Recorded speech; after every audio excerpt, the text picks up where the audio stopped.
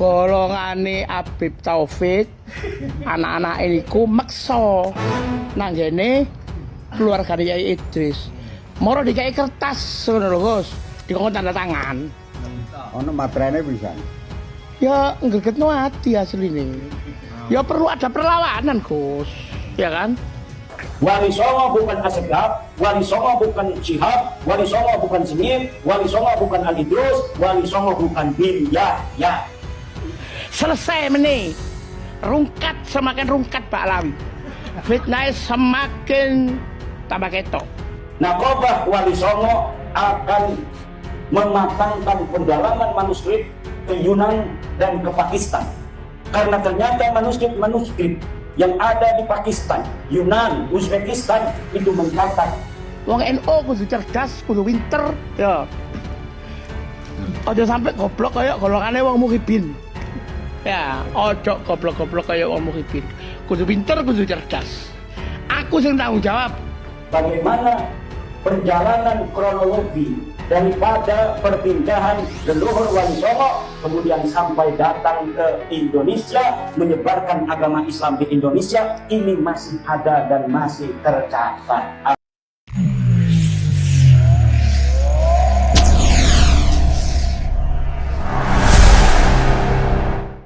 Assalamualaikum warahmatullahi wabarakatuh.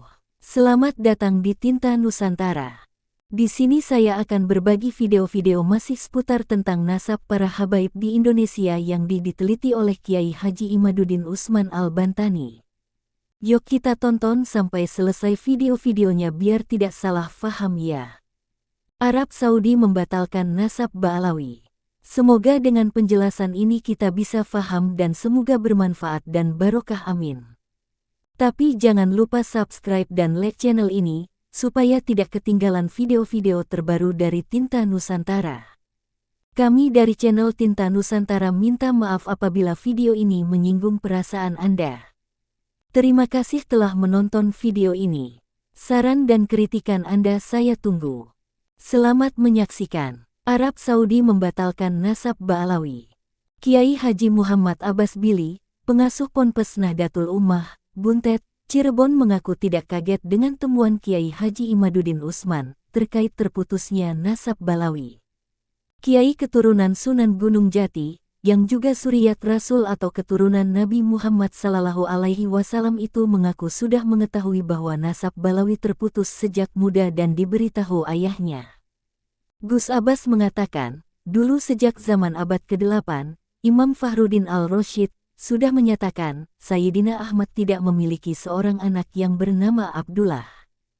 Karenanya ketika abad ke-13, Sayyid Ainur Rafiq Raja atau penguasa Hijaz Riyadh saat itu dari Syarif Al-Hasani, melarang kaum Ba'alawi memakai nama Sayyid.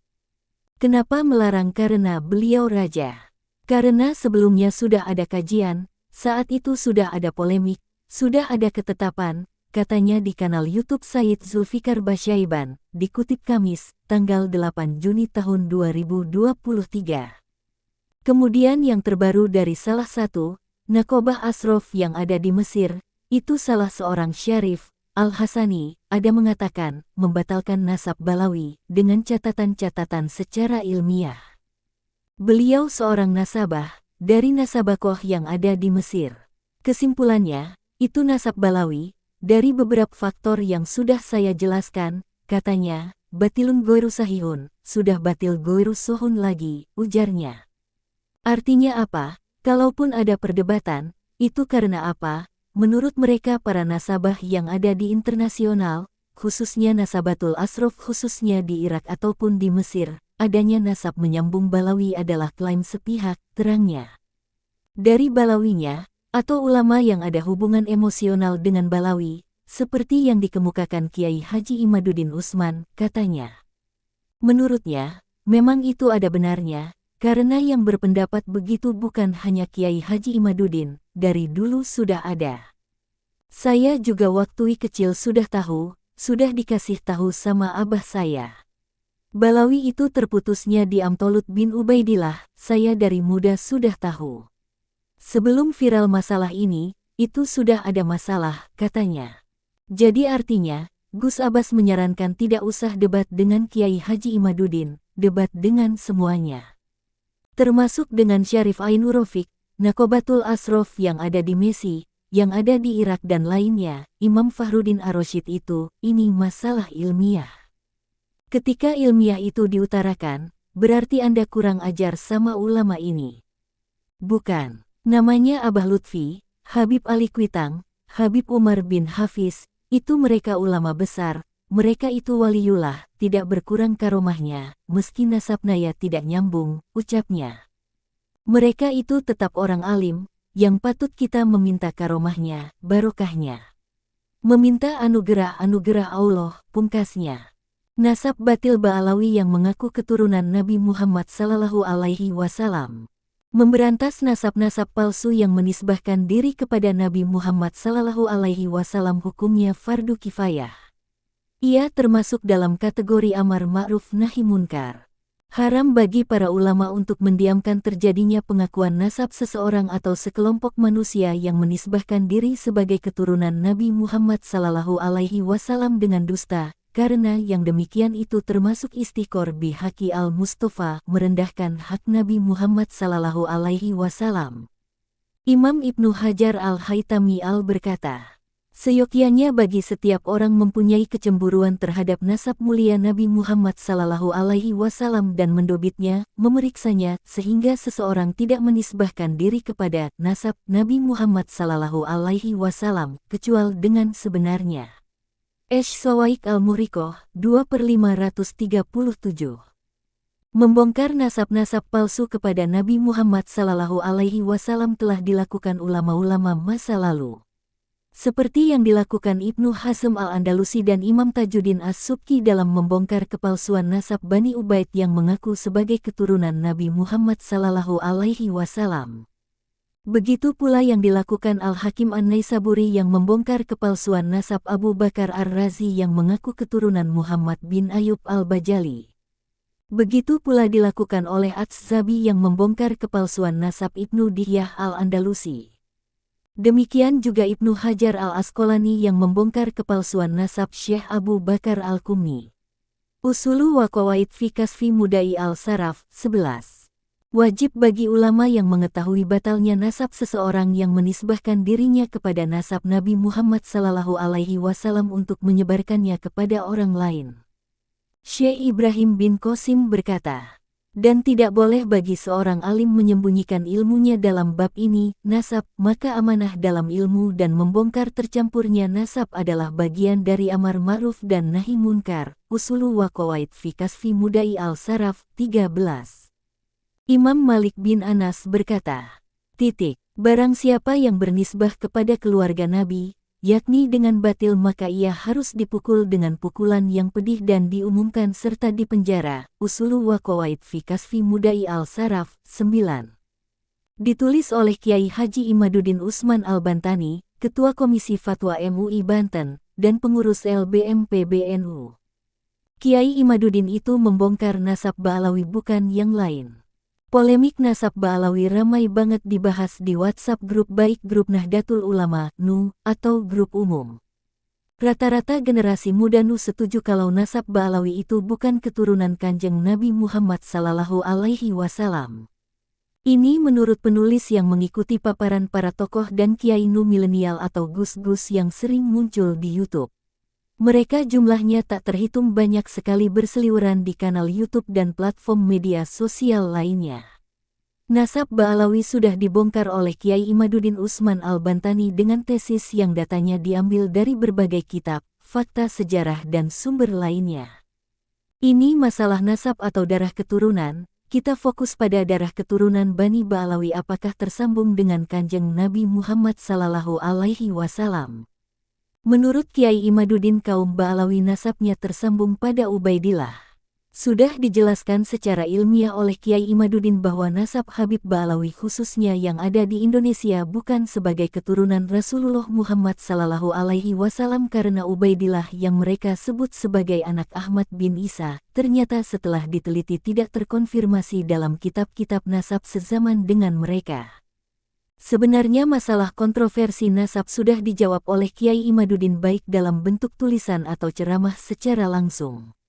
Kalau kurang jelas coba ketik di Google tulis, menjawab Lutfi Rohmat tentang terputusnya nasab Habib yang dimuat RMI Banten edisi tanggal 3 April tahun 2024.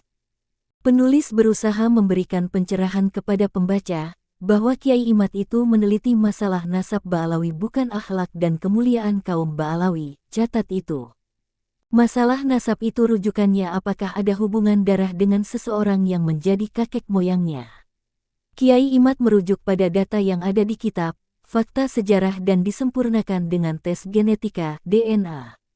Perihal nasab tidak ada korelasinya dengan masalah penghormatan kepada Habib karena ilmu yang dikuasai dan akhlaknya. Masalah ketersambungan nasab jangan dicampur aduk dengan soal penghormatan, kemuliaan, kecintaan pada Habib. Contoh saya Nurul Azizah punya kakek Siha kebetulan seorang kepala desa, menurunkan bapak dan saya. Kalau ada pembantu CM mendedikasikan seluruh hidupnya untuk merawat saya sebagai cucu kakek H, kebetulan CM ini setia sehidup semati ikut keluarga dari penulis. Bukan berarti Simbak M itu nasabnya ikut kakeknya penulis, nasab ya nasab bukan yang lain. Kalau keluarga saya menghormati CM itu masalah rasa, etika dan moral. Karena sudah dianggap seperti keluarga sendiri. Kalau dikemudikan hari misalnya CM mengaku masih ada nasab dengan kakek H, itu salah besar. Karena di dalam tubuh si pembantu M tidak mengalir darah keturunan kakek H. Jadi penelitian Kiai Imad itu soal nasab Ba'alawi bukan akhlak dan kemuliaan kaum Ba'alawi. Dua hal ini jangan dicampur aduk sehingga menjadi polemik berkepanjangan. Kalau ada yang tidak setuju dengan pendapat Kiai Imad ya sudah diam saja. Kalau ingin tetap mengikuti apa yang dilakukan oleh para Habib Ba'alawi ya silahkan itu hak asasi seseorang, tidak ada paksaan. Ketika ada orang yang tidak setuju dengan pendapat Kiai Imad karena alasan bahwa Habib di Indonesia kelakuannya baik dan ilmunya luas ya jangan dicampur aduk dengan penelitian nasab. Niscaya akan melahirkan kerancuan dan sulit untuk mencari titik temu. Yang ada malah saling menuduh, satu sebagai pengikutnya Kiai Imad yang satunya anti Kiai Imad. Kiai Imaduddin itu simbol dari grassroots atau akar rumput dari Kiai Muda Nahdlatul Ulama, NU, dengan kepintaran dan ketelitian serta kemampuan membaca berbagai kitab dengan bahasa Arab. Orang yang mau membaca akan berterima kasih kepada Kiai Imad. Sudah dibukakan mata hatinya untuk memberitahu ternyata ada banyak kitab yang bisa membuktikan nasab Ba'alawi yang ada di Indonesia khususnya. Kalau ada yang mencintai Habib karena yang bersangkutan hafal Al-Quran dan ribuan hadis serta berakhlak mulia, ikuti saja. Penelitian Kiai Imad bukan kerana akhlak para Habib, bukan kemuliaan para Habib. Tapi penelitian Kiai Imad itu nasab Ba'alawi yang ternyata tersambung kepada Ubaidillah bukan kepada Kanjeng Nabi, faham ya? Penulis terus terang tidak faham terhadap nasab Ba'alawi. Kalau ada kiai nu milenial seperti Kiai Imad dan para kiai muda lainnya yang juga membongkar nasab Ba'alawi ya ikuti saja. Jangan sibuk memframing masalah nasab yang terus dihubung-hubungkan dengan masalah lain. Kiai Imaduddin sebagai simbol keberanian untuk membongkar nasab Ba'alawi siap untuk diskusi kalau ada pihak yang kurang berkenan. Karena masalah nasab tersebut sudah di-share ke publik. Tentunya Kiai Imad memiliki jawaban yang bisa dipertanggungjawabkan kepada Allah SWT dan kepada masyarakat melalui kajian-kajian ilmiah. Seharusnya polemik nasab tidak lagi dijadikan ajang kebencian satu dengan yang lainnya.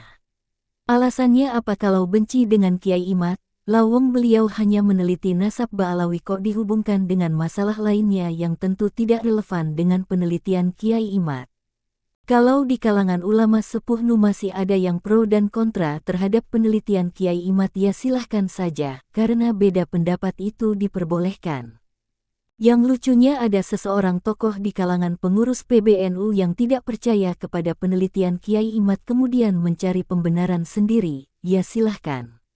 Tapi penelitian tentang nasab jangan dicampur aduk dengan masalah lainnya. Masalah nasab dan penghormatan kepada seseorang disangkut pautkan ya lucu saja.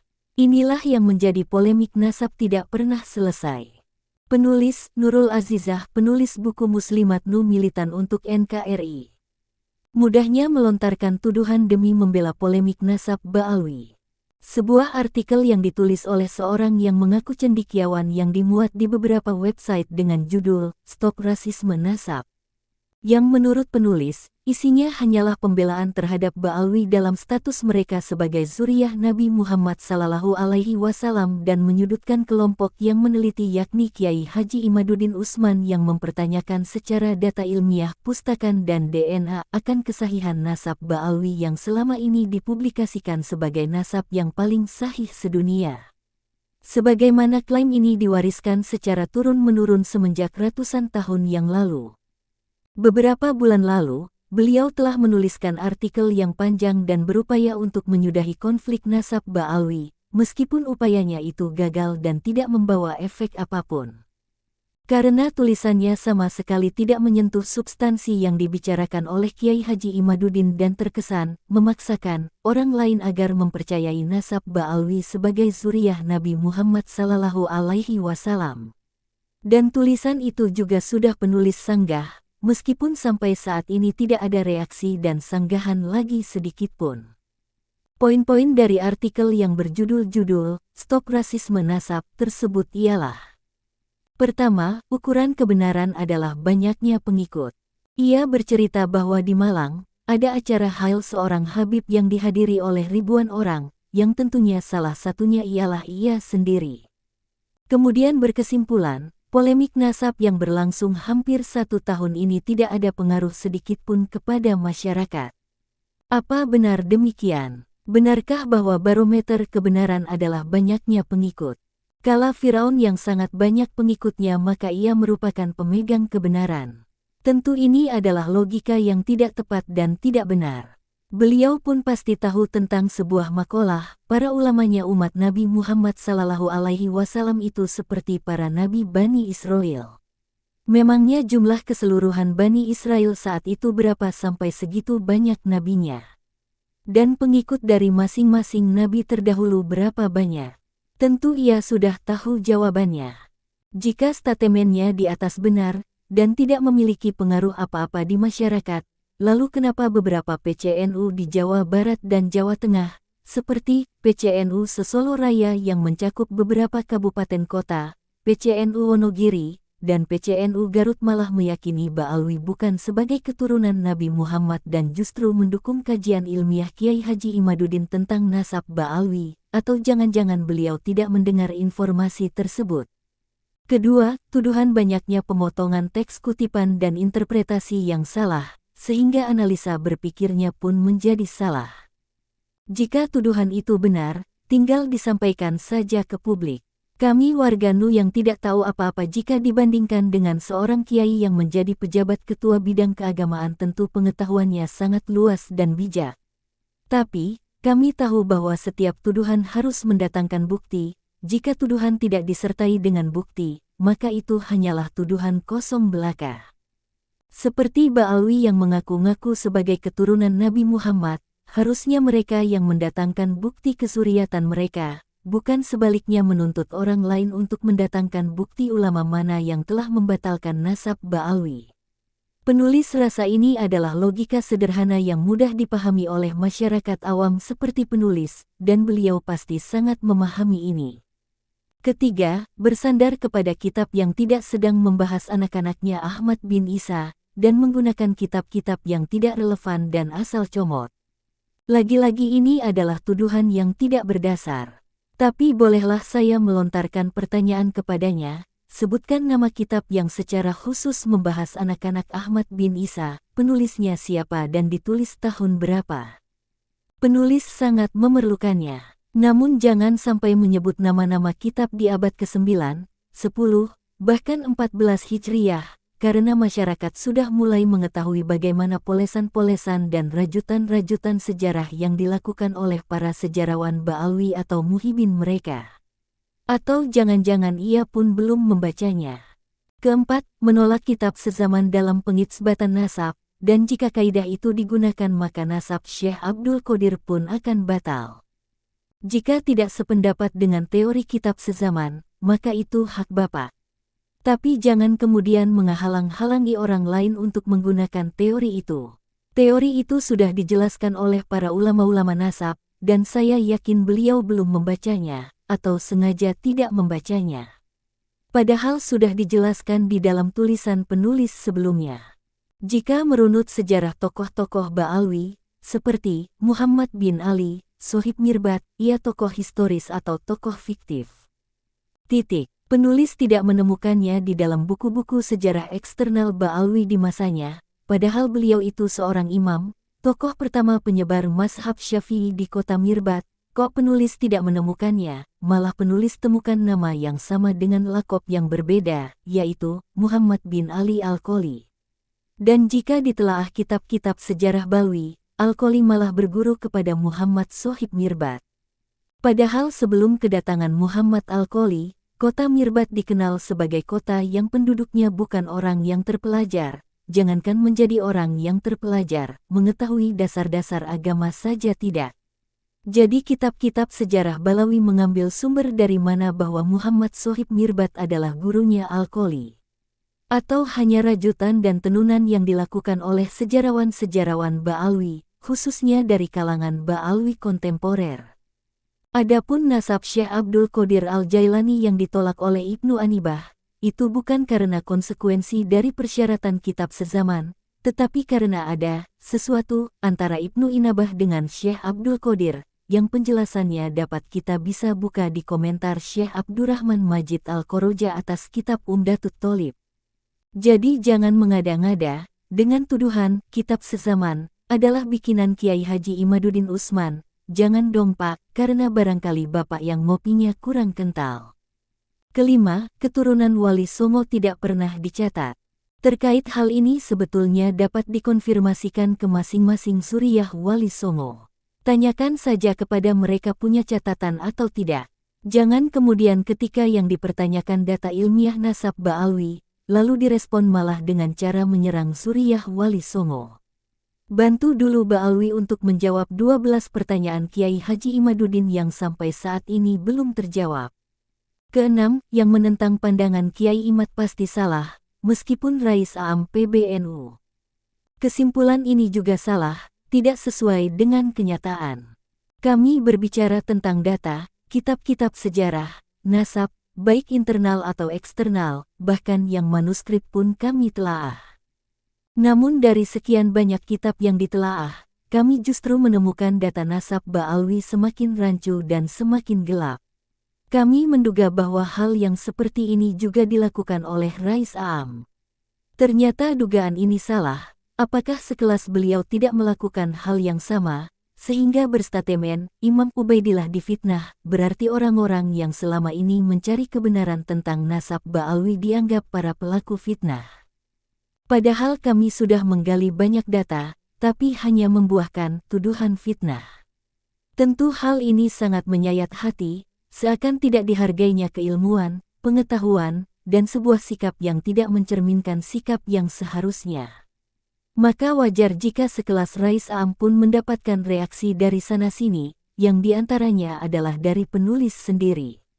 Takkan ada reaksi jika tidak ada aksi, meskipun itu dari Rais Am, atau seorang ketua. Oleh Abdul Aziz Jazuli, LC, MH. Ponpes TKN Al-Mubarak Cinangka, Serang, Banten. Akhirnya pohon nasab klan Ba'alawi tumbang. Tesis penulis tentang terputusnya nasab para Habib Ba'alawi Yaman kepada Rasulullah mendapat antitesis dari Muhammad Lutfi Roman, MLR, Kiai asal Purworejo, Jawa Tengah. Antitesis beliau termuat dalam 2 tulisan. Tulisan pertama dengan judul, Meluruskan Imamuddin Usman yang Mengingkari Nasab Habaib Indonesia, dimuat dalam media online faktakini.info pada Jumat, tanggal 7 April tahun 2023. Tulisan kedua dengan judul, Para Ulama Sejak 5-6 Abad Lalu yang Mengakui Nasab Sayyid Ubaidillah bin Ahmad, dimuat pada Sabtu, tanggal 8 April di media yang sama. Di antara poin-poin yang akan penulis tanggapi dari tulisan beliau yang termuat dalam 2 judul tulisan tersebut adalah: pertama, MLR menulis, ada seorang yang katanya kiai membuat tulisan yang pada intinya beliau mengingkari nasab habaib terutama di Indonesia yang sudah disahkan oleh lembaga nasab yang berkompeten dalam hal ini adalah Rabitoh Alawiyah. Penulis menjawab, penulis tidak mengingkari nasab Habib sampai kepada Alawi bin Ubaidillah. Yang penulis yakini secara ilmiah adalah mereka bukan sebagai keturunan Rasulullah karena Ubaidillah yang mereka sebut sebagai anak Ahmad bin Isa, tidak terkonfirmasi dalam kitab-kitab nasab sezaman dengan mereka. Kedua, MLR menulis, beliau mengambil kesimpulan ini hanya dari satu kitab nasab saja yang ditulis oleh Syekh Fahruddin Ar-Razi yaitu Kitab Sajarah Al-Mubarakah. Penulis menjawab, referensi penulis dalam menyimpulkan terputusnya nasab para Habib Ba'alawi tidak hanya berdasar satu kitab saja melainkan 9 kitab nasab yang akan penulis uraikan rinci di bawah. Ketiga, MLR menulis, untuk sekedar diketahui bahwa Sayyid Ahmad bin Isa mempunyai gelar Al-Muhajir karena beliau hijrah ke Hadramaut.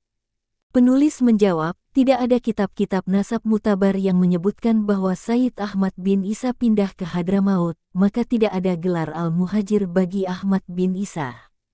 Berita ia pindah dan ia bergelar Al-Muhajir berbarengan dengan munculnya nama Ubaidillah sebagai anak Ahmad bin Isa, yaitu mulai abad 10 Hijriah, sama dengan 650 tahun sejak wafatnya Ahmad bin Isa, sebelumnya tidak ada.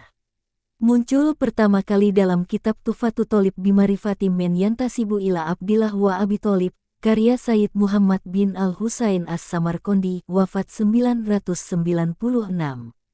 Keempat, MLR menulis, sebagai seorang pendatang bisa saja beliau, Ahmad bin Isa, menikah lagi dengan wanita yang tentu saja tidak cuma satu. Penulis menjawab, tidak ada berita ia pindah ke Hadramaut, maka tidak ada berita ia menikah lagi dan mempunyai anak bernama Ubaidillah. Kelima, MLR menulis, kitab Ar-Razi juga tidak pernah mengingkari bahwa Sayyid Ahmad bin Isa punya putra bernama Sayyid Ubaidillah. Ar-Razi hanya menyebutkan 3 putra dari Sayyid Ahmad dan tidak ada pengingkaran dari Ar-Razi kalau Sayyid Ahmad punya anak yang lain. Penulis menjawab, kalimat Ar-Razi yang menerangkan bahwa anak Ahmad bin Isa 3 menggunakan jumlah ismiyah, yang menunjukkan takkid kuat anak Ahmad bin Isa itu 3, Muhammad, Ali dan Husain, kalimat itu jelas dan tegas, bukan 2 dan bukan 4. Berbeda jika ada kalimat yang menunjukkan sebagian seperti, di antara anak Ahmad bin Isa itu 3, Muhammad, Ali dan Husain, kalimat semacam ini memungkinkan masuknya nama lain. Keenam, MLR menyatakan ada kitab yang menerangkan bahwa Ahmad bin Isa mempunyai anak bernama Ubaidillah, yaitu kitab Syarhul Ainiyah karangan Habib Ahmad bin Zain al-Habsyi. Penulis menjawab, kitab Syarhul Ainiyah adalah kitab yang dikarang abad 12 Hijriah, sedangkan Ubaidillah wafat pada tahun 383 Hijriah. Bagaimana bisa kitab yang ada di abad 12 Hijriah bisa menjadi saksi keberadaan orang yang hidup di abad 4 Hijriah dalam ilmu hadis? Begitu pula nasab, dibutuhkan yang namanya itisolu riwayat. Ketersambungan riwayat tidak boleh suatu zaman berbeda dengan zaman sebelumnya dalam suatu riwayat. Pertanyaannya, dari mana kitab Syarhul Ainiyah mengambil referensi bahwa Ahmad bin Isa punya anak bernama Ubaidillah? Tidak disebutkan sumbernya apa, karena memang tidak ada kitab yang sezaman dengan Ubaidillah menyebutkan ia keturunan Nabi Muhammad SAW, atau ia anak dari Ahmad bin Isa.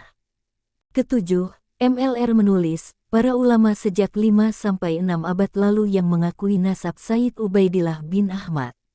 Penulis menjawab, pernyataan ini tidak dibarengi dalil sedikitpun, karena kitab-kitab yang disebutkan kemudian adalah kitab-kitab abad 10 Hijriah ke atas. Kedelapan, beliau menulis bahwa Imam Sakawi dalam kitab Ad-Dalawilami menyebut nama Ubaidillah sebagai anak Ahmad bin Isa. Penulis menjawab, Imam Sakawi hidup abad ke-10 Hijriah, ia wafat tahun 902 Hijriah. Dalam kaidahnya, kitab abad 10 harus sama dalam periwayatan sejarah dan nasab dengan kitab sebelumnya, kecuali pemikiran, ia boleh berbeda dengan abad sebelumnya, tapi riwayat tentang sejarah dan nasab harus ada referensi kitab sebelumnya tidak boleh berbeda, jika berbeda tanpa sanad itu tertolak secara ilmiah. Sedangkan kitab abad 5-9 Hijriyah menyatakan Ahmad bin Isa tidak punya anak bernama Ubaidillah.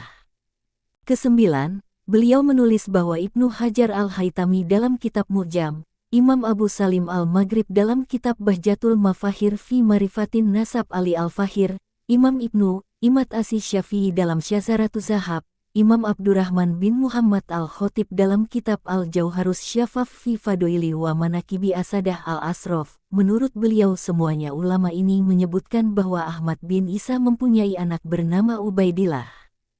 Penulis menjawab, Ibnu Hajar wafat tahun 974 Hijriyah. Imam Abu Salim al-Maghribi tidak punya kitab yang bernama Bahjatul Mafahir. Kitabnya bernama Ar-Rihlah al-Iyashiyah. Ia wafat tahun 1090 Hijriyah. Ibnu Imad yang beliau sebut bermazhab Syafi'i itu salah, seharusnya ia bermazhab Hambali. Ibnu Imad yang bermazhab Syafi'i tidak mempunyai kitab Syazaratuz Zahab. Ibnu Imad al-Hambali ulama abad 11 Hijriyah, ia wafat 1089 Hijriyah.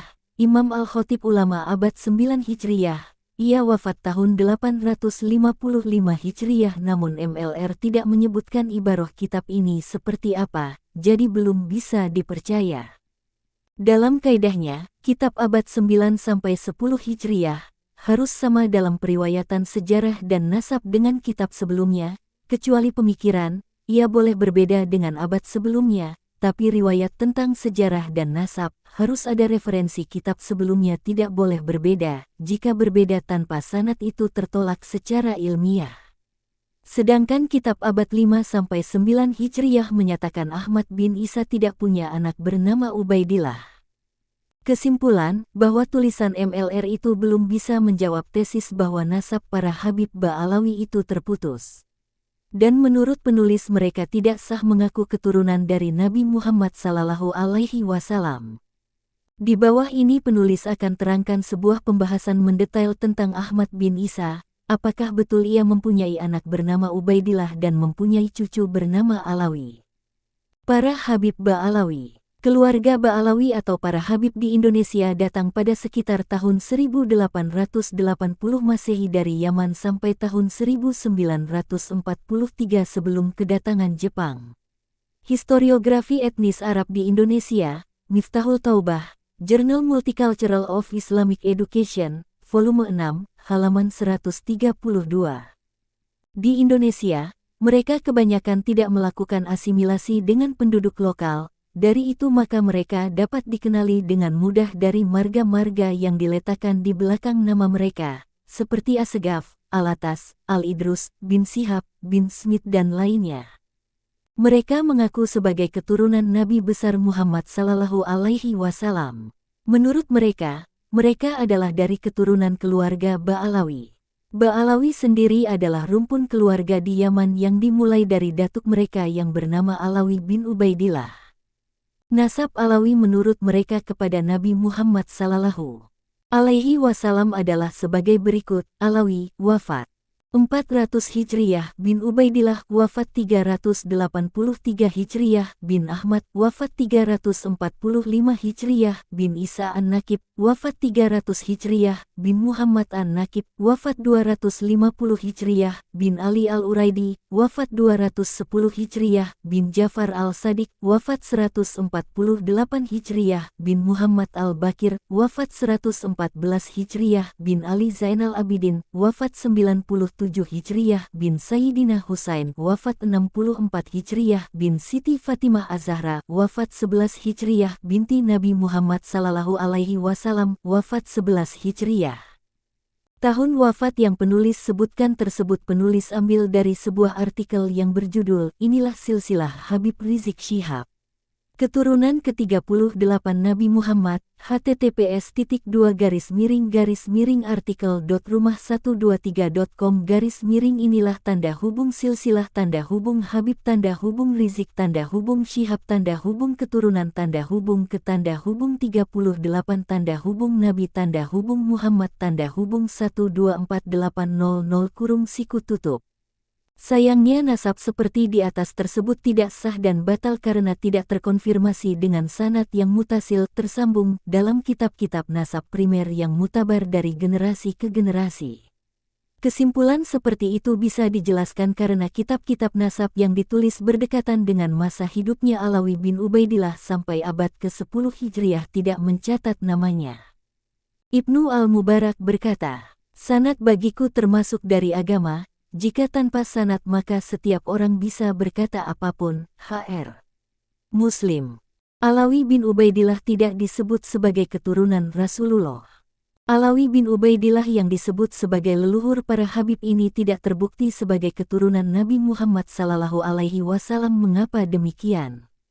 Karena Ubaidillah sebagai ayah dari Alawi yang dalam kitab-kitab para Habib dicantolkan sebagai anak Ahmad bin Isa, ia tertolak sebagai anak Ahmad bin Isa berdasarkan kitab-kitab nasab yang ditulis pada abad ke-5. Sedangkan Ahmad bin Isa sendiri telah masyhur tercatat dalam kitab-kitab nasab sebagai keturunan Nabi yang sah. Ketika Ubaidillah tertolak sebagai anak Ahmad bin Isa, maka Alawi dan keturunannya sampai sekarang dan sampai hari kiamat tertolak sebagai keturunan Nabi Muhammad SAW.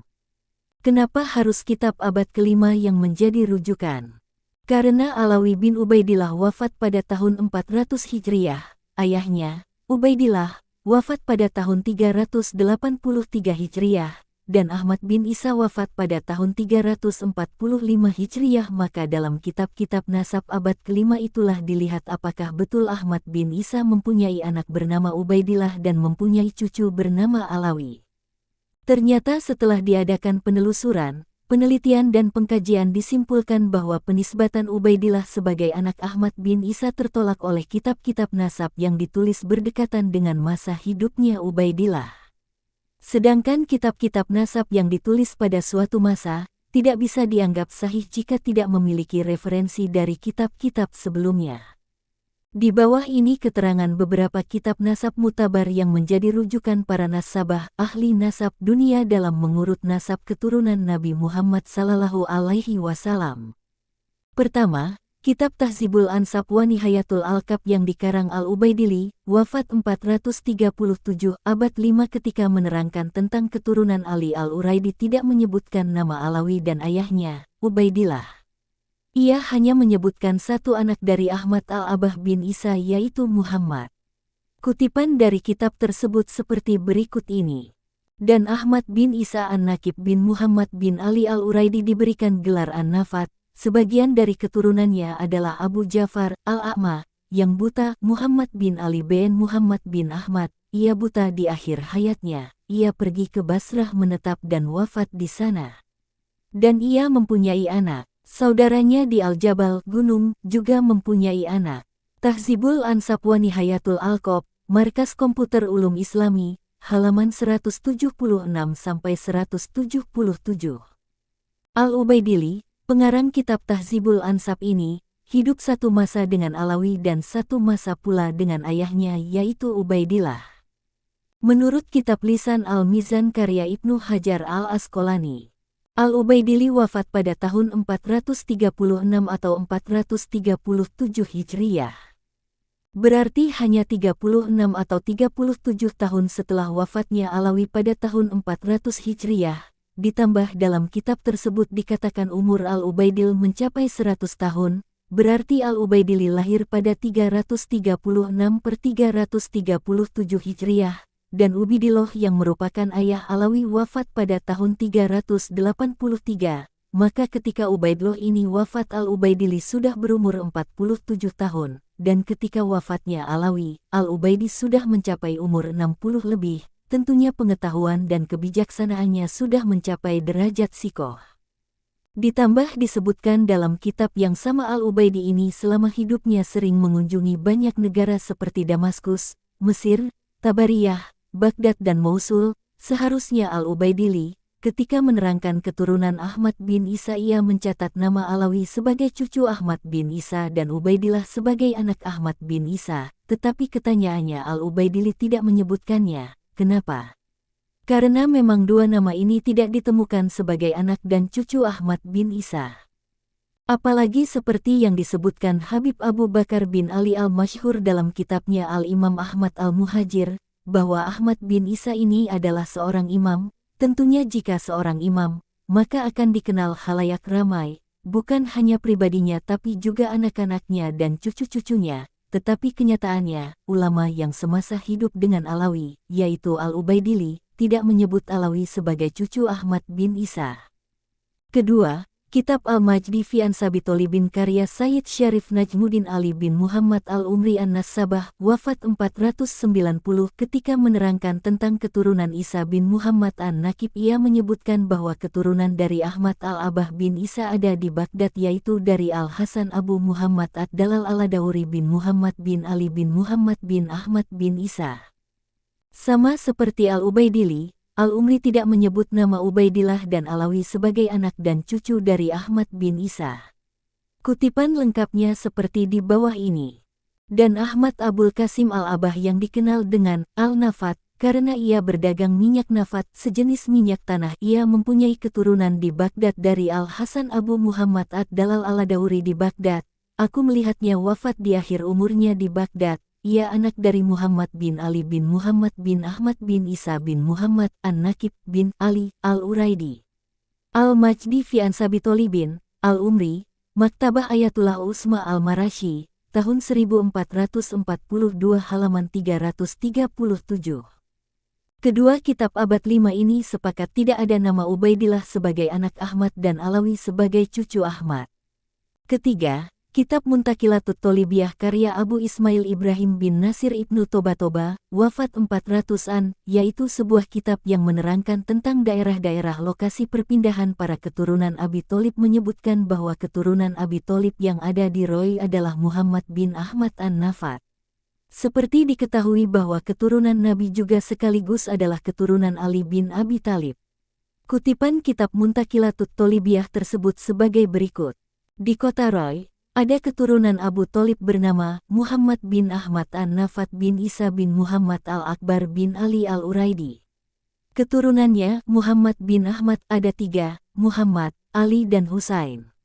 Muntakilatut Tholibiyah, Abu Ismail Ibrahim bin Nasir Ibnu Tobatoba, Matba'ah Al-Haidariyah, Najaf, tahun 1388 Hijriyah 1968 Masehi halaman 160.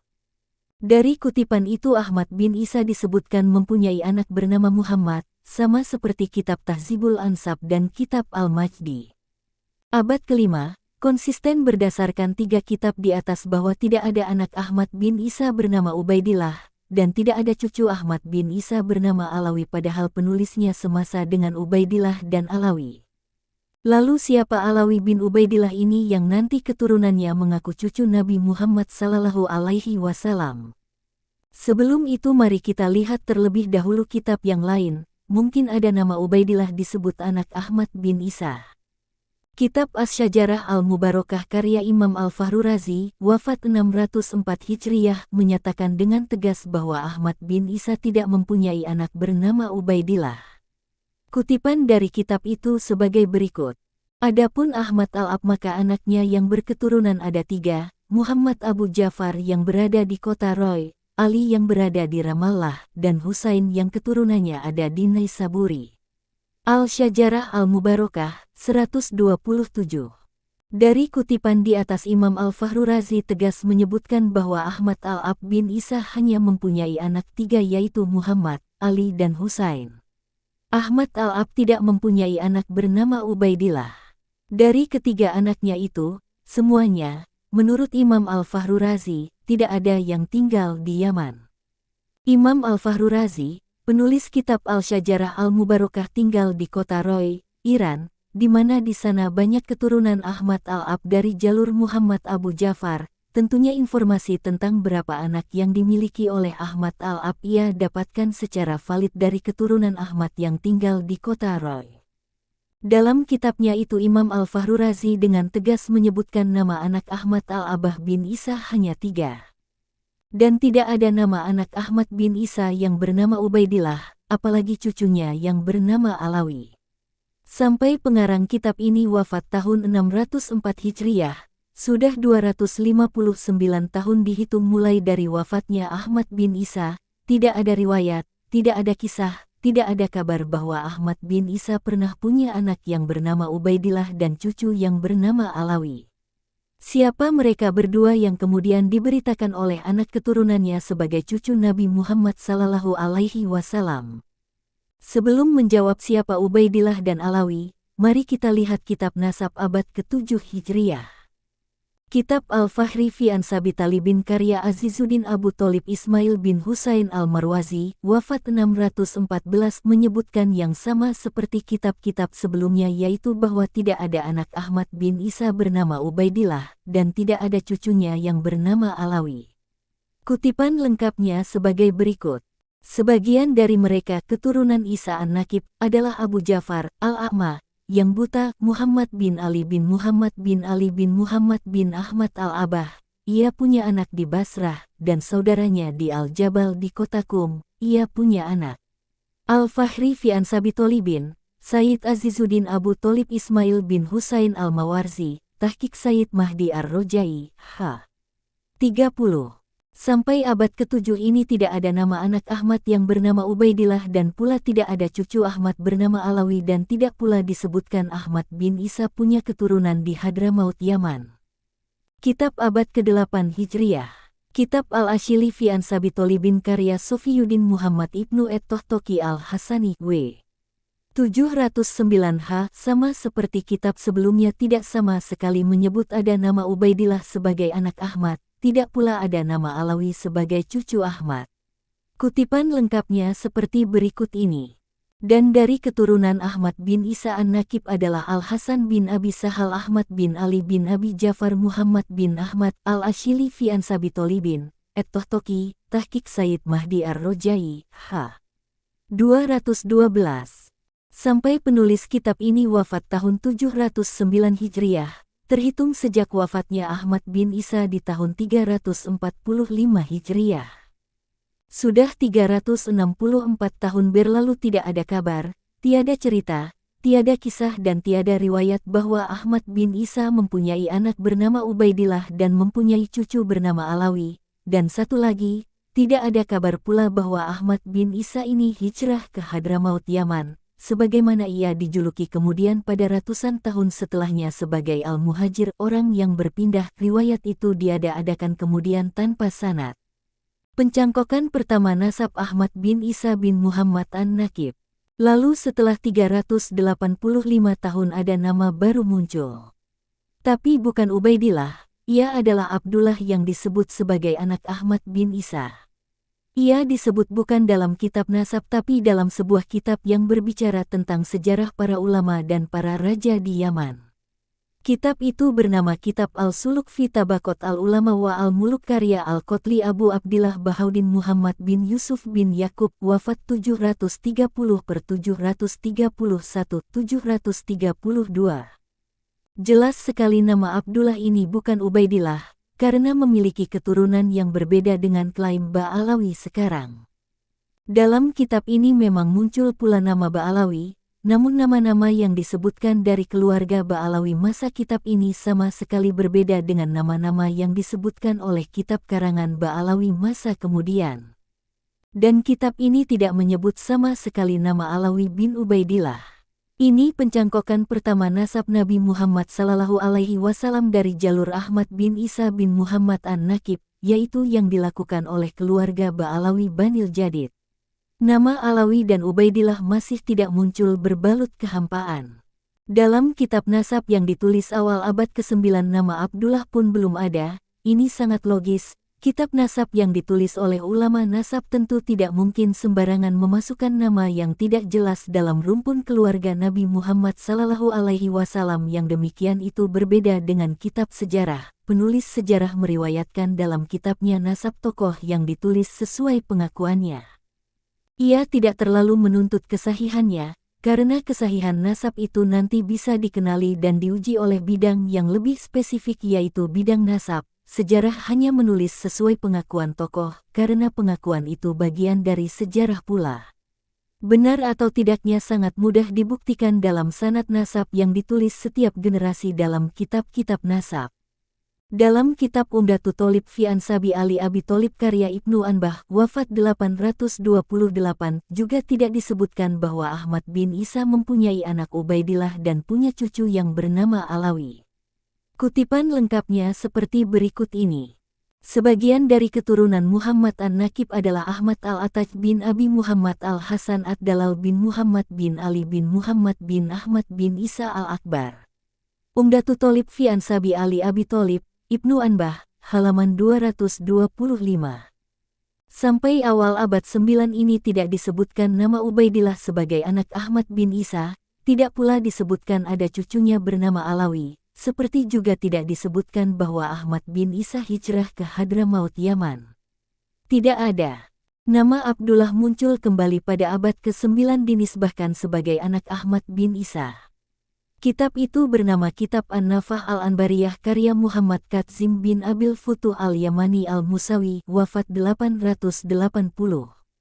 Dari situ kita melihat bahwa nama Abdullah telah menghilang dari radar para penulis nasab selama 535 tahun dihitung dari wafatnya Ahmad bin Isa, lalu muncul di kitab nasab setelah 535 tahun tersebut. Pencangkokan nasab Alawi kepada Abdullah tahun 996 Hijriah abad 10 Hijriah. Dalam kitab Tuhfatu Tholib Bimarifati Men Yantasibu ila Abdillah wa Abi Tholib, karya Sayyid Muhammad bin Al-Husain As-Samarqandi, wafat 996 disebutkan seperti berikut. Adapun Ahmad bin Isa bin Muhammad bin Ali Al-Uraidi, maka Ibnu Anbah berkata, Abu Muhammad Al-Hasan Al-Dalal bin Muhammad bin Ali bin Muhammad bin Ahmad bin Isa Ar-Rumi adalah dari keturunan Ahmad bin Isa. Ia, Ibnu Anbah, diam tentang selain Abu Muhammad. Aku berkata, penulis kitab Tuhfatu Tholib, aku melihat dalam sebagian taklik catatan pinggir sebuah kitab ditulis oleh santri di pinggir kitab ketika mendengar keterangan guru tulisan yang bunyinya, telah berkata Al-Muhakikun dari cabang ilmu ini, nasab dari ahli Yaman dan Hadramaut. Seperti Imam Ibnu Samrah, Al-Imam Al-Jundi, Al-Imam Al-Futuhi yang mempunyai kitab At-Talhis. Al-Imam Husain bin Abdurrahman Al-Ahdal, Al-Imam Abil Hubi Al-Buri, Al-Imam Fadol bin Muhammad Al-Buri, Al-Imam Muhammad bin Abi Bakar bin Ibad As-Syami, Syekh Fatlullah bin Abdullah As-Syajari, dan Al-Imam Abdurrahman bin Hisan bahwa Sayyid Syarif Ahmad bin Isa pergi bersama anaknya, Abdullah, dalam rombongan para anak, kerabat, teman-teman, para pembantu dari Basrah dan Irak menuju Hadramaut setelah berpindah dari berbagai daerah dan bersembunyi dari berbagai negara, sebagai hikmah Tuhan Raja yang Maha memberikan anugerah. Maka kemudian Abdullah mempunyai anak bernama Alwi, dan Alwi mempunyai anak bernama Muhammad, Muhammad mempunyai anak Alwi, lagi Alwi mempunyai anak Ali Khali Kosam, Ali Koli Kosam mempunyai anak bernama Muhammad Sohib Mirbat, dan Muhammad Sohib Mirbat mempunyai anak bernama Alwi dan Ali. Maka adapun Alwi maka mempunyai 4 anak, Ahmad dan ia berketurunan, Abdullah ia tidak berketurunan, Abdul Malik keturunannya di India, dan Abdurrahman dan ia berketurunan. Dan adapun Ali maka ia mempunyai anak Al-Faqih Al-Muqaddam Muhammad dan ia mempunyai banyak keturunan. Tuhfatu Tholib, Sayyid Muhammad bin Al-Husain, halaman 76-77. Inilah kitab pertama yang menyebut nama-nama yang lazim di keluarga Alawi seperti Alawi, Sohib Mirbat dan Al-Faqih Al-Muqaddam. Dan penyebutan ini tanpa referensi kitab nasab sebelumnya. Pengarang kitab Tuhfatu Tholib ini hanya berdasarkan secarik kertas yang ia temukan yang ada nama-nama susunan nasab itu lalu ia masukkan ke dalam kitabnya. Ia berkata, bahwa aku menemukan sebuah taklik, yaitu catatan santri pada sebuah kitab ketika mengaji di hadapan guru, dari situlah mulai masyhurnya keluarga Alawi sebagai keturunan Ahmad bin Isa. Dari sini terlihat, nama Alawi baru muncul setelah 651 tahun dari wafatnya Ahmad bin Isa. Dari sini pula kita bisa melihat di generasi mana mulai ada penisbatan keturunan Alawi sebagai zuriat Nabi, yaitu di masa akhir abad 10 Hijriah. Yaitu ketika keluarga Ba'alawi Bani Alawi mencantolkan diri kepada Abdullah bin Ahmad, di mana telah disebutkan sebelumnya nasab Abdullah ini hasil pencantolan atau pencangkokan pula dari nasab Ahmad bin Isa. Ini adalah pencangkokan dari pencangkokan. Di masa Al-Faqih Al-Muqaddam yang wafat tahun 653 Hijriah belum ada pengakuan keluarga Alawi sebagai zuriat Nabi Muhammad sallallahu alaihi wasallam. Pencangkokan nasab Alawi kepada Abdullah tahun 996 Hijriah abad 10 Hijriah. Dalam kitab Tufatut Tholib Bimarifati Men Yantasibu ila Abdillah wa Abi Tholib, karya Sayyid Muhammad bin Al-Husain As-Samarqandi, wafat 996 disebutkan seperti berikut.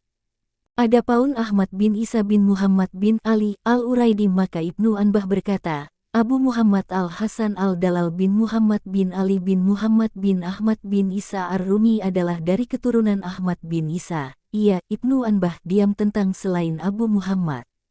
Aku berkata, penulis kitab Tuhafatut Tholib, aku melihat dalam sebagian taklik catatan pinggir sebuah kitab ditulis oleh santri di pinggir kitab ketika mendengar keterangan guru tulisan yang bunyinya, telah berkata Al-Muhakikun dari cabang ilmu ini, nasab dari ahli Yaman dan Hadramaut. Seperti Imam Ibnu Samrah, Al-Imam Al-Jundi, Al-Imam Al-Futuhi yang mempunyai kitab At-Talhis. Al-Imam Husain bin Abdurrahman Al-Ahdal, Al-Imam Abil Hubi Al-Buri. Al-Imam Fadol bin Muhammad Al-Buri, Al-Imam Muhammad bin Abi Bakar bin Ibad As-Syami, Syekh Fatlullah bin Abdullah As-Syajari, dan Al-Imam Abdurrahman bin Hisan bahwa Sayyid Syarif Ahmad bin Isa pergi bersama anaknya, Abdullah, dalam rombongan para anak, kerabat, teman-teman, para pembantu dari Basrah dan Irak menuju Hadramaut setelah berpindah dari berbagai daerah dan bersembunyi dari berbagai negara, sebagai hikmah Tuhan Raja yang Maha memberikan anugerah. Maka kemudian Abdullah mempunyai anak bernama Alwi, dan Alwi mempunyai anak bernama Muhammad, Muhammad mempunyai anak Alwi, lagi Alwi mempunyai anak Ali Khali Kosam, Ali Koli Kosam mempunyai anak bernama Muhammad Sohib Mirbat, dan Muhammad Sohib Mirbat mempunyai anak bernama Alwi dan Ali. Maka adapun Alwi maka mempunyai 4 anak, Ahmad dan ia berketurunan, Abdullah ia tidak berketurunan, Abdul Malik keturunannya di India, dan Abdurrahman dan ia berketurunan. Dan adapun Ali maka ia mempunyai anak Al-Faqih Al-Muqaddam Muhammad dan ia mempunyai banyak keturunan. Tufatut Tholib, Sayyid Muhammad bin Al-Husain, halaman 76-77. Inilah kitab pertama yang menyebut nama-nama yang lazim di keluarga Alawi seperti Alawi, Sohib Mirbat dan Al-Faqih Al-Muqaddam. Dan penyebutan ini tanpa referensi kitab nasab sebelumnya. Pengarang kitab Tufatut Tholib ini hanya berdasarkan secarik kertas yang ia temukan yang ada nama-nama susunan nasab itu lalu ia masukkan ke dalam kitabnya. Ia berkata, bahwa aku menemukan sebuah taklik, yaitu catatan santri pada sebuah kitab ketika mengaji di hadapan guru, dari situlah mulai masyhurnya keluarga Alawi sebagai keturunan Ahmad bin Isa. Dari sini terlihat, nama Alawi baru muncul setelah 651 tahun dari wafatnya Ahmad bin Isa. Dari sini pula kita bisa melihat di generasi mana mulai ada penisbatan keturunan Alawi sebagai zuriat Nabi, yaitu di masa akhir abad 10 Hijriah. Yaitu ketika keluarga Ba'alawi Bani Alawi mencantolkan diri kepada Abdullah bin Ahmad, di mana telah disebutkan sebelumnya nasab Abdullah ini hasil pencantolan atau pencangkokan pula dari nasab Ahmad bin Isa.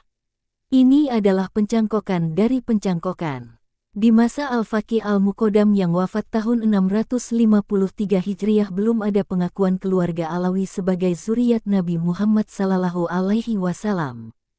Walaupun nama Alawi telah muncul dalam kitab nasab, tetapi ada masalah karena yang disebutkan itu ia bin Abdullah bukan bin Ubaidillah, sementara, mungkin yang masyhur pada abad 10 itu, ia bin Ubaidillah. Dan Abdullah yang pernah disebut dalam kitab As-Suluk tidak punya anak bernama Alwi, tetapi anaknya bernama Jadid. Lalu kapan nama Ubaidillah ini muncul dalam kitab nasab dan punya anak bernama Alawi?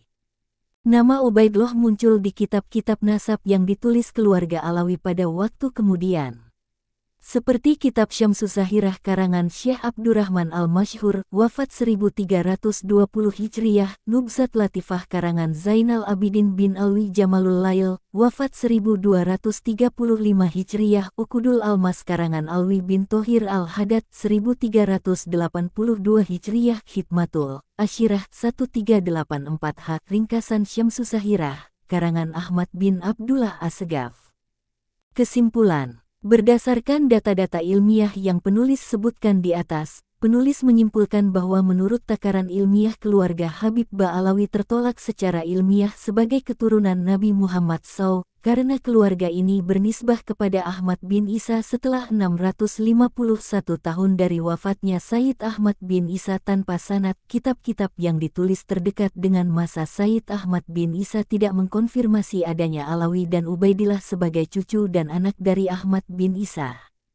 Alawi dan Ubaidillah ditulis sebagai anak dan cucu Ahmad bin Isa dalam kitab-kitab nasab jauh setelah lebih dari 650 tahun.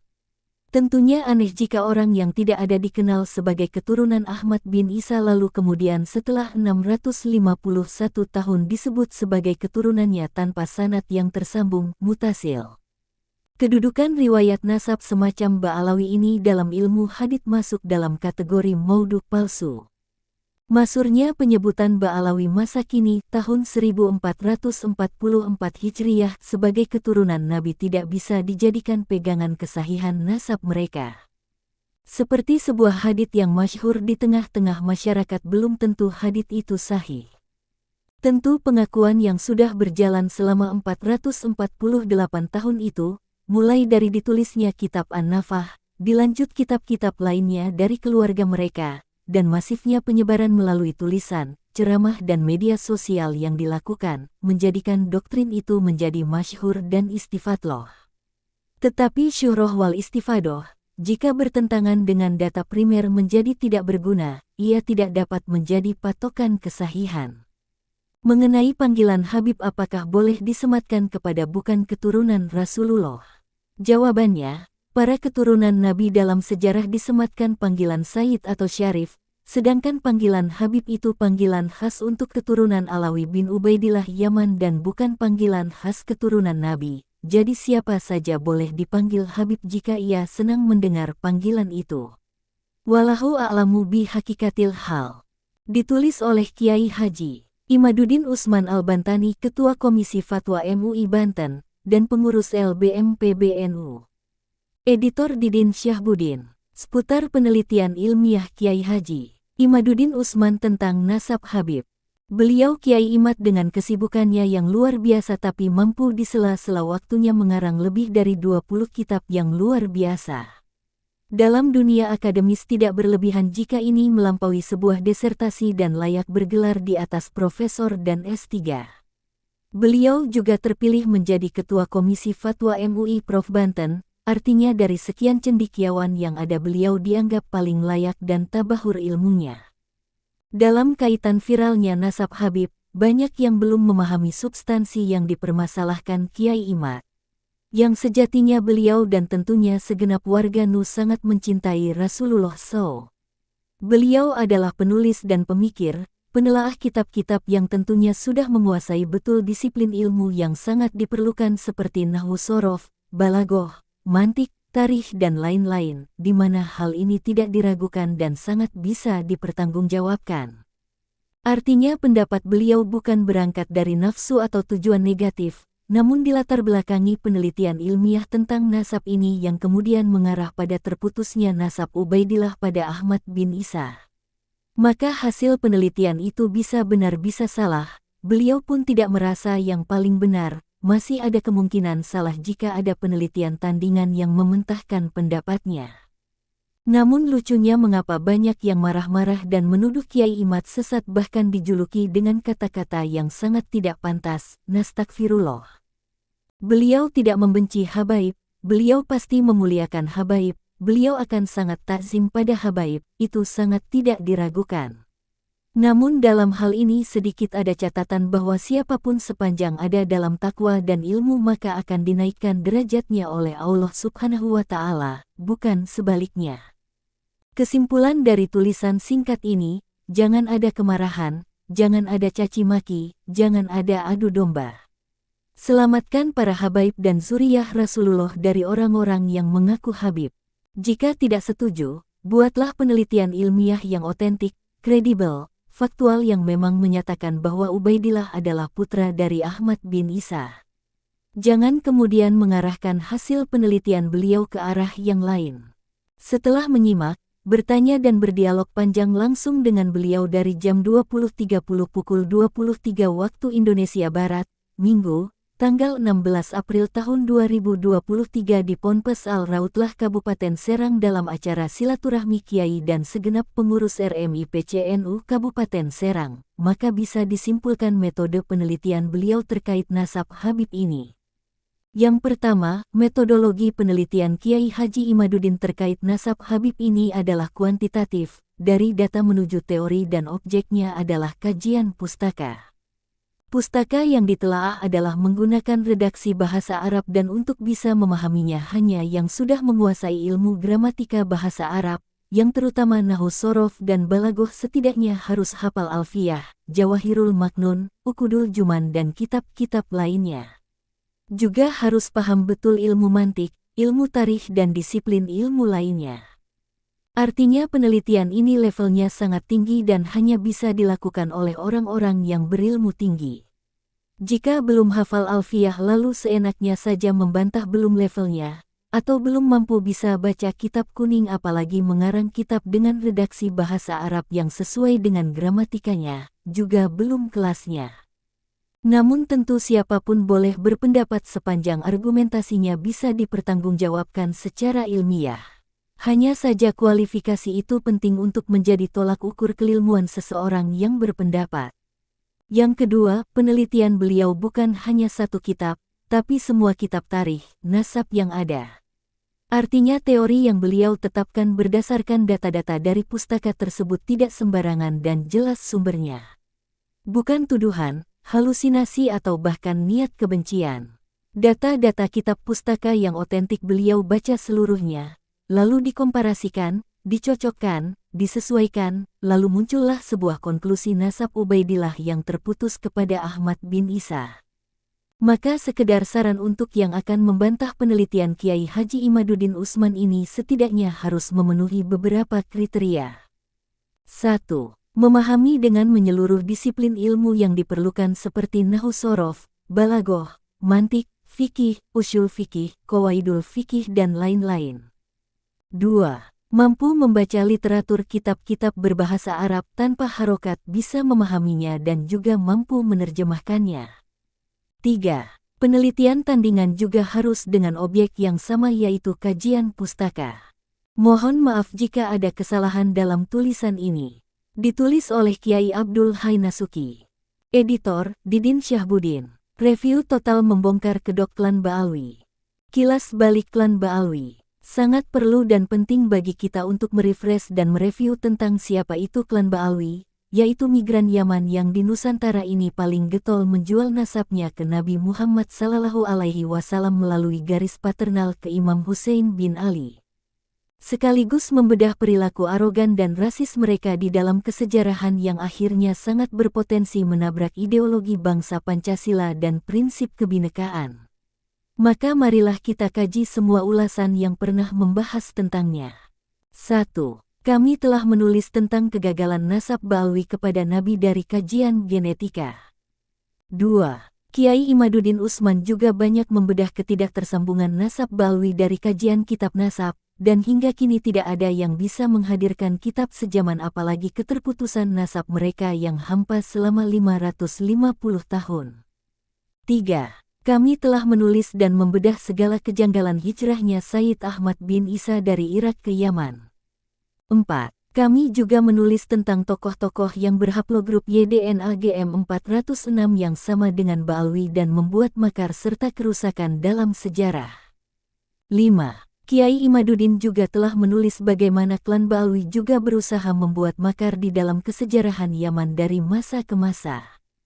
6. Kami juga telah menulis strategi licik kaum Ba'alwi di dalam upaya melakukan kooptasi dan hegemoni di Nusantara. 7. RTB Nurfadil Tirtayasa Al-Bantani juga telah menulis jejak kelam kaum Ba'alwi dalam kesejarahan di Nusantara. 8. Kami juga telah mengulas afiliasi Ba'alwi dalam perpolitikan di Yaman Selatan sebagai negara komunis satu-satunya di Timur Tengah. Bahwa di dalam politik kontemporer Yaman mereka berafiliasi dengan partai kiri berhaluan Marxisme. Demikian pula dengan tokoh-tokoh mereka yang membuat makar dengan PKI di Nusantara. 9. Dan kami juga menulis bagaimana mereka dengan ceroboh, konyol dan gegabah mencoba membelokkan kesejarahan Mataram Islam. 10. Sejarawan dari Jogja, Yasser Arafat juga secara khusus telah menulis bantahan atas klaim sesat pahlawan geger SEPEHI, KRT. Sumodiningrat yang dibelokkan nasabnya ke Marga bin Yahya Ba'alwi. 11. Kami juga telah membantah klaim sesat mereka sebagai yang paling berjasa dan sekaligus menulis banyak hal tentang ketidakhadiran mereka di dalam momen-momen penting perjuangan kemerdekaan dan kebangsaan. Di antaranya, 12. Tak lupa kami ingatkan bahwa segala narasi sesat ini akan ada masanya dan pasti akan mengalami kehancurannya. Analisa. Mengapa klan Ba'alwi bisa sampai semasif itu kejahatannya? Tentunya semua harus dibedah dari berbagai latar belakang. Berikut ini pembedahan yang lebih difokuskan kepada latar belakang ilmu genetika dan sains yang dikalibrasikan dengan sejarah. 1. Analisa dari sudut genetika. Tujuan dari edukasi.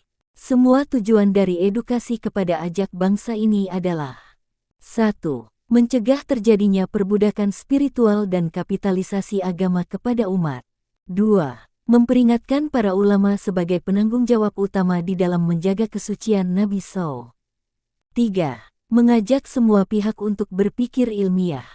Mengajak umat berpikir logis dan ilmiah. Mengajak Ba'alwi bersikap gentle dan ilmiah. Terkait fingerprint DNA. Tes DNA sangat valid untuk meneliti nasab jauh. 4. Memperingatkan semua pihak agar di alam kemerdekaan tidak memperbudak orang lain dengan mengagungkan nasabnya. Dan tak lupa yang pasti adalah rekomendasi kepada negara terkait bahaya yang akan ditimbulkannya. Peringatan datang dari segala penjuru. 1. Kiai Haji Hamdan Suhaemi di berbagai tulisannya juga telah menjelaskan pentingnya meluruskan nasab Nabi di Nusantara ini. Salah satu tulisannya, bahwa meluruskan klaim sesat nasab Nabi ini untuk menjaga kesuciannya. 2. KRT Kiai Nur Ikhyak Hadinegara juga di berbagai ulasan channel YouTube-nya secara luar biasa membedah dari berbagai kajian literatur dan sejarah. Bahkan investigasi ke lokasi makam-makam yang dibelokkan sejarahnya. 3. Keluarga besar Ponpes Al-Mubarok, terutama Gus Jazuli sebagai alumni Yaman yang selalu rajin dengan ulasan kitab nasabnya yang detil dan komprehensif. 4. Gus Ahong dengan responsibilitasnya dalam channel YouTube-nya yang selalu update dengan edukasi yang mampu dipahami lintas generasi. 5. Gus Ali Rahman, dengan kajian sejarah serta kebudayaannya yang sangat mencerahkan semua pihak. 6. Bung Agus Mar dengan channel KBN Nusantaranya yang memiliki hampir 1 juta subscribernya tak lupa selalu intens membedah dengan kajian kritisnya. 7. Tentu saja tak ketinggalan pada Suka TV yang selalu tampil dengan ilmiah dan argumentatif. 8. Bung Rifki Zulkarnain, Bung Hanif Farhan dan seluruh Gen Z yang mewakili generasi muda kekinian yang sekarang bermunculan bak jamur di musim penghujan. Para tunas bangsa ini kelak yang akan menjadi tongkat estafet yang lebih cerdas dan kritis dari pendahulunya. 9. Yang selalu update dan paling lantang tentu saja Gus Fuad Channel dengan seluruh jaringannya, termasuk barisan pakar genetik seperti Dr. Sugeng Sugiharto, Dr. Ari KEIM, DKK. 10. Keluarga Al-Idrisi Indonesia sebagai penyambung utama dengan seluruh nakobah internasional, baik dari Sayyid Zulfikar dan Sayyid Muhsin Asyaibani Al-Idrisi adalah pioner di dalam perjuangan di Nusantara ini. 11. Keluarga besar Nakobah Ansab Aulia, Tisah yang telah dengan tekun menggali manuskrip, membiayai tes DNA, dan mengumpulkan tulang berserakan dari seluruh keluarga Wali Songo. 12. Para keluarga besar PWLS, Perjuangan Wali Songo Indonesia yang menjadi garda depan dan militan di dalam pergerakan di lapangan dan memberi penyadaran hingga ke grassroots. 13. Dan seluruh keluarga besar Kerajaan Kesultanan Nusantara serta pondok-pondok pesantren yang telah bangkit kesadarannya, seperti Keraton Jogja, Cirebon, Surakarta, Blambangan, Demak, maupun channel YouTube Ponpes UNIK, DARFA, Benteng Nusantara, Menara Madinah, Said Mudakori, Kiai Ubaidillah Tamam, serta terakhir Raja Dangdut Bang Haji Roma Irama Trah Pahlawan Nasional Arya Wangsakara dan lain sebagainya yang tidak bisa disebutkan satu persatu. Semuanya pejuang hebat yang amal jariahnya akan mengalir sepanjang masa dan tercatat dalam sejarah bangsa ini melawan rasisme dan perbudakan di Nusantara. Semua anak bangsa yang memiliki kesadaran telah bangkit dari tidur lelapnya, bahwa menjaga tradisi, merawat sejarah dan mentauladani perjuangan leluhur Nusantara adalah bagian dari rasa cinta dan berbakti kepada bangsanya. Siapa lagi kalau bukan kita yang harus menjaganya? Sebelum sejarah kita dirampok dan dirampas oleh yang tidak berhak, oleh mereka yang telah diberi ruang dan kebaikan, namun menginginkan lebih dan serakah hendak merampas segalanya. Salam sejahtera, Rahayu Nusantaraku. Wa'allahu a'lam bishawab. Demikian video saya hari ini. Semoga bermanfaat untuk teman-teman semua. Apabila video ini ada salah kami mohon maaf yang sebesar-besarnya. Komentar dan saran Anda saya tunggu. Demi kebaikan kita bersama. Tapi jangan lupa subscribe dan like-nya supaya tidak ketinggalan video-video terbaru dari Tinta Nusantara. Wassalamualaikum warahmatullahi wabarakatuh.